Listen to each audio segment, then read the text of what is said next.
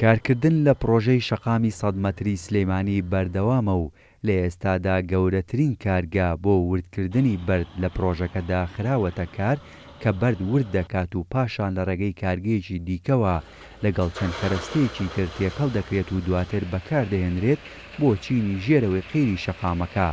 بڕیارە لە ئایندەیەکی نزیکیشدا کاتەکانی کارکردن لە کارگەکەدا زیاد بکرێت لە پێناو خێرا ڕاپەڕاندنی کارکردن لە شەقامەکەدا. 3 کەساری گەورەدانراوە کاریەکەی ئینتاژی ڕۆژی 2500 متر مکعبە کە تێکەڵە حازرکەین لەگەڵ بەردی شکاو بە مواسەفات گونجاو لەگەڵ مواسەفاتی کە داواکراوە لە پرۆژەکە. زمانەیە کە 2 شەفتی شکات بۆ ئەی بەربوومەکەمان و ئینتاجێکی زۆرمان هەبێت کە سەیتەرە بکەین بەسەر کارەکەمانە.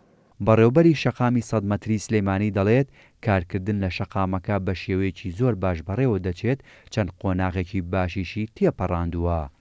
کارکردن لە پرۆژەکەدا لە زۆربەی بەرگەکانی پرۆژەکەدا بەردەوامە کە بە بەرگەی بڕین و پڕکردنەوە بە درێژایی شەقامەکە بەردەوامە تەنها ناوچەی تانجەرۆ نەبێت کە ئینتەرچێنجی 15 تێدایە ئەویش زیادەڕۆی تێدایە لەبەرەوە ناتوانین سەکاردێن تاکولا دەبرێ. بەشەکانی تری پرۆژەکە هەمووی کارکردن تیا بەردەوامە بانەی قەیوان هەستاوە بە دانانی چەند کەسارەیەک بۆ دابینکردنی مەوادی تێکەڵا لەگەڵ مەوادی کرستۆن. شەقامی 100 مەتری سلەیمانی کە لەلایەن گروپی کۆمپانیەکانی قەیوانەوە جێبەجێ دەکرێت لە تاسڵوجەوە دەست پێ دەکات و لە گوندی دەمرکانی سەربەناحی عەربەت کۆتایی دێت. شەقامەکەش 32 کیلۆمەترە و لە 2 ساید پێک دێت و کەپانی هەر سایدێکی 21 مەترە.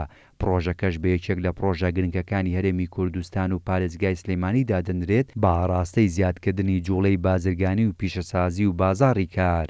هێمن کەمال، کورسات نیوز، سلەیمانی.